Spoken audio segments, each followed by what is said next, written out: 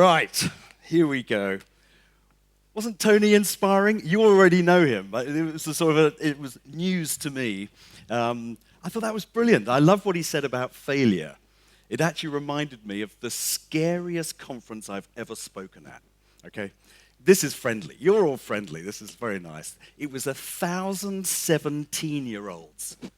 17 years, 1,000 17-year-olds is, I promise you, the scariest audience ever. You know, they're basically sitting there, and this was at Euro Disney. It was a weird thing. They had to come and listen to boring business speeches in the morning before they were released into the park for good behavior. So, you know, they were basically all asleep. And so I was thinking, what the hell can you say to 1,000 17-year-olds that might actually be interesting? So I decided to do a lecture basically on the paradox of success is you need failure to achieve it.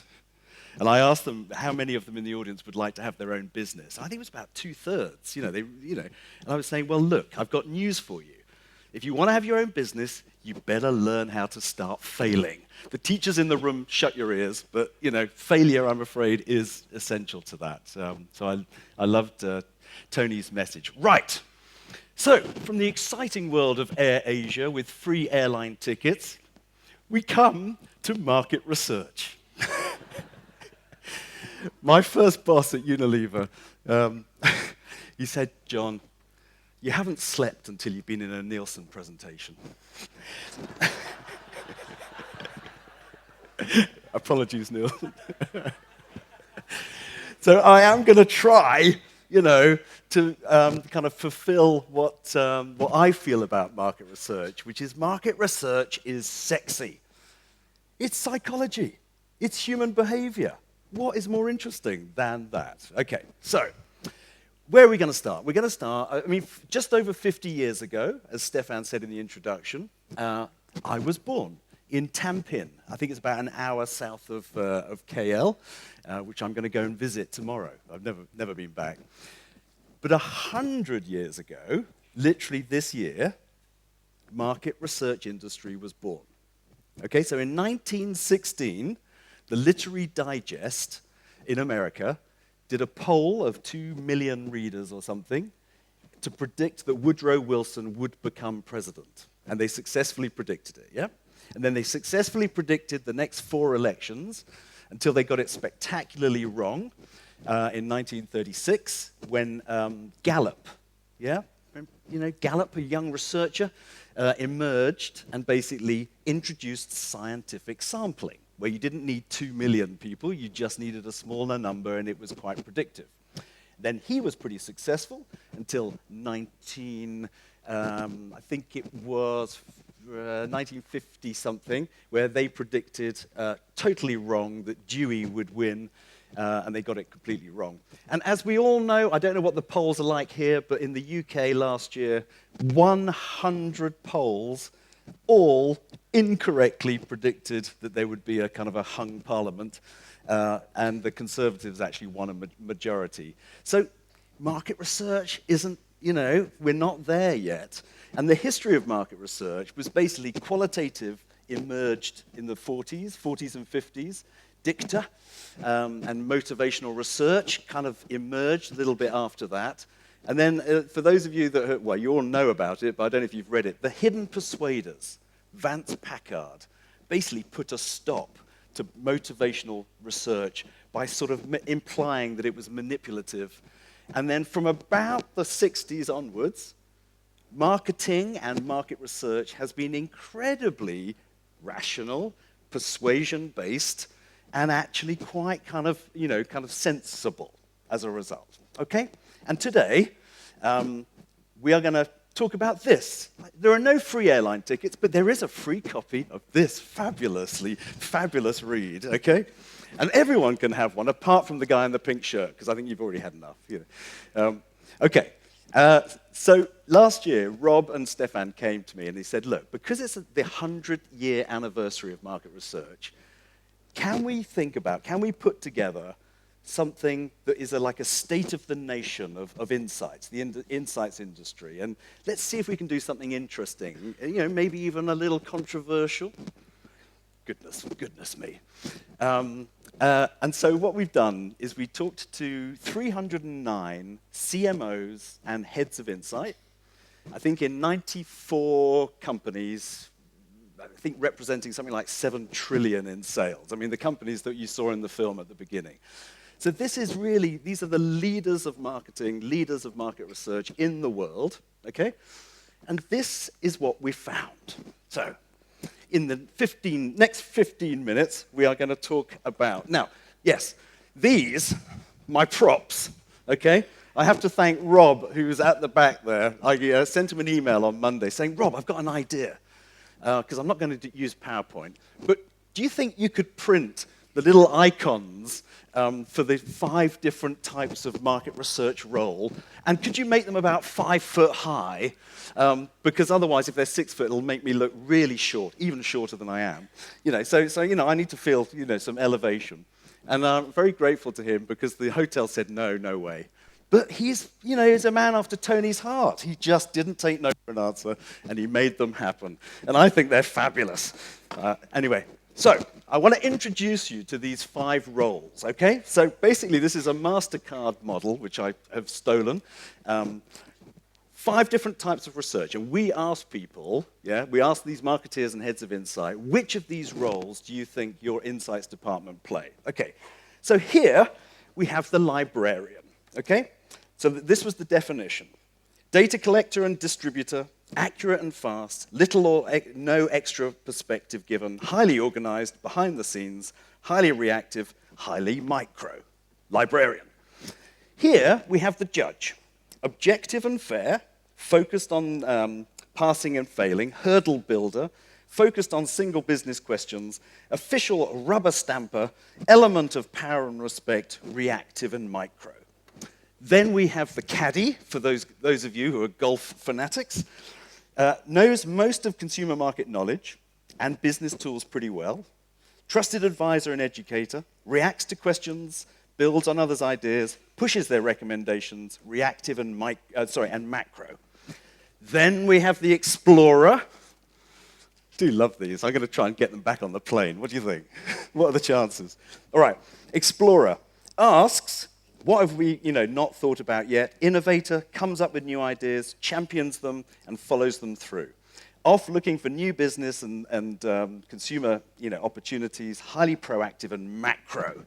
And then finally, we have the one that everyone basically talks about wanting to be, which is the strategic consultant. The strategic consultant asks, are we asking the right questions? Doesn't just go with the project flow, proposes and pushes new ideas, new routes, new methodologies, new frameworks, takes broader business into consideration, proactive and highly macro. All right, so 309 CMOs and heads of insight. Now let's imagine, can I just actually have a quick show of hands? Who is marketing in this room? So marketeers, can you just have a show of hands? All right, market researchers. Don't be shy.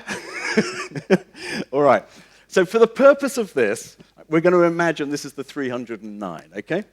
So what actually happened was a third of you, basically this middle group here, all agreed. We asked marketeers and insights people, okay? And they both agreed, about a third of them, that insights is a caddy, yeah? They're a partner. They're quite proactive. They're a useful partner. Then it gets interesting because 40% of marketing people said that insights were librarians, okay? Keepers of the data, basically fairly micro and very efficient.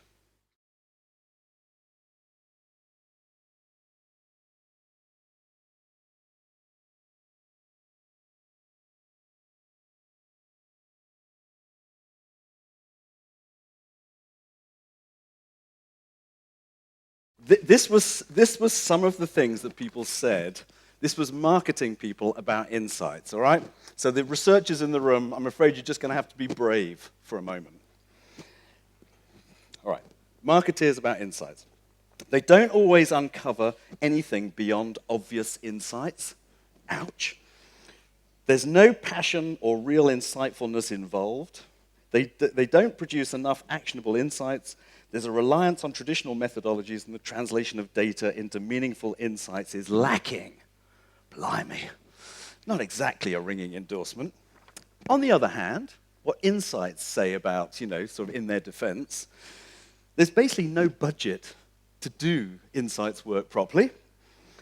There's a focus on kind of immediate in-market results and not building brands or long-term strategy, yeah?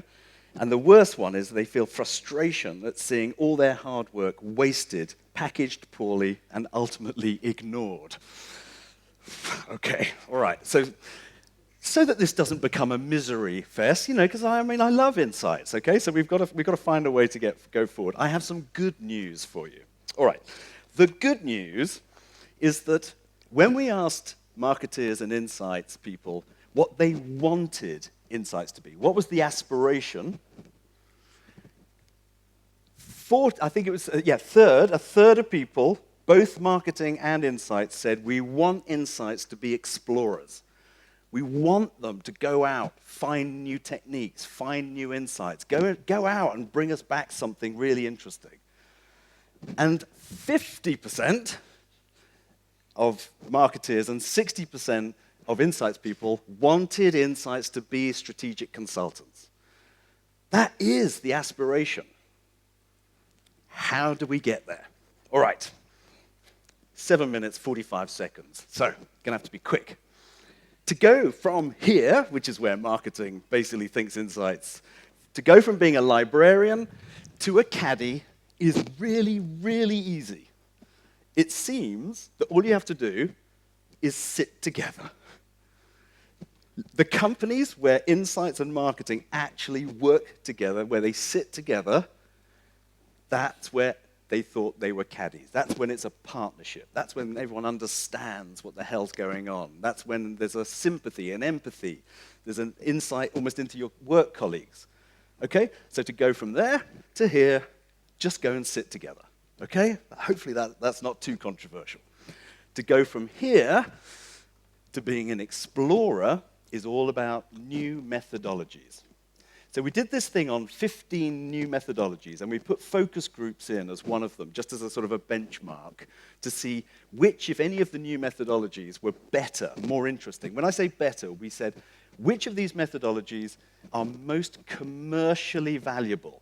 Because one of the problems we got from the survey was that insights, research, are not commercial enough. Okay? We've got to be more about profitable brand building, not just about techniques. But anyway, here, the techniques that insights and marketing agreed were better than focus groups were basically all really behavioral. So ethnography, behavioral data analysis, behavioral science, and storytelling. Those are the ones that seem to pop to the top. Yeah? And marketing got quite excited about a few other things, like social media monitoring, online communities, but the insights people weren't quite so keen on those. All right. From librarian to caddy, just sit together. From caddy to explorer, go and try some new techniques. Like Tony said, what's the worst that can happen? Just fail. Do some experiments. Just actually try some stuff, yeah? And to go from explorer to strategic consultant is all about embracing basically new marketing science and psychology, which explains how people make decisions. Because do you know what? It's a bit different to the marketing that I was taught at Unilever. So Unilever 101 was based on Philip Kotler. I don't know if anyone here has studied Philip Kotler or marketing. I feel for you. The Big Blue Book. So the Blue Book was written, by Philip Kotler, who was an economist. And do you know how much research he did when he wrote it? Precisely nothing. That book, which sounds so plausible, was based on zero empirical research. Okay? It just sounded about right. The way we do marketing is that it's all about USPs and differentiation, and basically we get more people to be totally loyal and love our brand and never have anyone else's brand. Yeah? So sound familiar? It's just not the way it works, okay? And we asked some questions, and they're in the report. I probably won't be able to do justice to it. So I think in my 4 minutes, you'll have to read these. But there are 10 questions that we asked people, and it was basically true or false. Okay, so I'll give you an example. Consumers carefully evaluate all competing brands before buying. Okay, that's an easy one. So 87% correctly said false. On the other hand, and this one might sort of challenge you a bit, attitudes are an important step towards influencing brand choice. Only 15% said that that was false, and it is false. And I know it sounds weird. Well, of course attitudes drive, but actually there is no evidence whatsoever for people who have a positive attitude actually choosing the brand more often. It seems, funnily enough, that behavior drives attitude. But anyway, so what I want to, the time is going. So what I want to do, I think you've got this little booklet in your packs, and it's just an example of, I think, what insights people can bring to the business to help profitable brand growth and be strategic consultants. And there are 5 very, very short, simple rules of what makes profitable brand growth. The first one, as Stefan said in the introduction, is we think much less than we think we think. So if you are sitting in meetings and everyone's overthinking it and talking about, how we have to persuade people, just stop it. Really. Consumers do not think very much. None of us do, by the way. None of us do. Second, those who tell the best stories rule the world. It's about storytelling, like we heard Tony. I mean, that was a perfect example of great storytelling. Third, and now it starts to get a bit kind of, whoa, really? Even for brand leaders, okay, people who buy your brand mainly buy other brands and occasionally buy you. The people who buy your brand mainly buy other brands and occasionally buy you. Okay? And the fourth one, I know everyone's like, hang on, what's that? Don't worry, you've got it. The fourth one is aim for new buyers because loyalty comes for free. You do not build brand share by increasing loyalty. Loyalty levels are pretty much fixed. So this is the work of Byron Sharp and the Ehrenberg Bass Institute, and I commend it to you. And the last one is that fame, feeling, and fluency is what basically drives great brand success. And I will give you a topical example of this, and this was the work that we did for the American election. So when Donald, announced his candidacy, he was given absolutely no chance by any political pundit. But if you measure things on fame, he's very famous. Feeling, love him or hate him, you feel something about him, yeah? And the worst thing is no feeling. And fluency is basically distinctive assets. The hair, okay? The Trump hair. We did this thing. Basically, Trump's hair is more recognizable than any one of the other Republican candidates. Which was genius. All right, okay. So I'm just to finish. We need some poetry, I think, to finish, because I'm in my last bit. I just want to give you a little flavor of the implications of taking behavioral science and the latest psychology and helping the organization through being consultant. The first one is this. Every single company I have ever worked with and ever known has the following rule for allocating budgets. The bigger the brand, the bigger the budget. Yeah? Okay. If you follow behavioral science and you are the number 1 brand, you should be spending less money than the number 2, who should be spending less money than the number 3, because that's the dividend of having more fame, more feeling, and more fluency, as long as you keep being creative. The second is basically you need to change your measurement system, because at the moment you're measuring rational persuasion, and that is preventing you from doing the sort of intuitive marketing that Tony was talking about. So, a little poetry, just to finish. 2 systems, say Amos and Dan, explain the decisions of man. The slow system skives while the fast system drives, so we don't act according to plan. The behavioral sciences reveal what standard research will conceal. So what must be done? Embrace system one. Just measure how people feel. And the third and final one is about shopper. Okay, so behavioral science has a lot to offer in terms of nudging and shopper, and it's this. Give people a nudge and their choices will budge. Smell, sound, and vision can shift a decision. How prices are laid out affects what gets paid out, so frame offers right for shopper delight. Okay, I think Insights needs to bring a bit more poetry to the world of marketing. And if you will indulge me, just to finish, since market research is 100 years old this year, I think we should just have a little happy birthday to market research. Okay, after 3, 1, 2, 3. Happy birthday to you. Happy birthday to you. Happy birthday, dear Insights Market Research. Happy birthday to you. Thank you very much.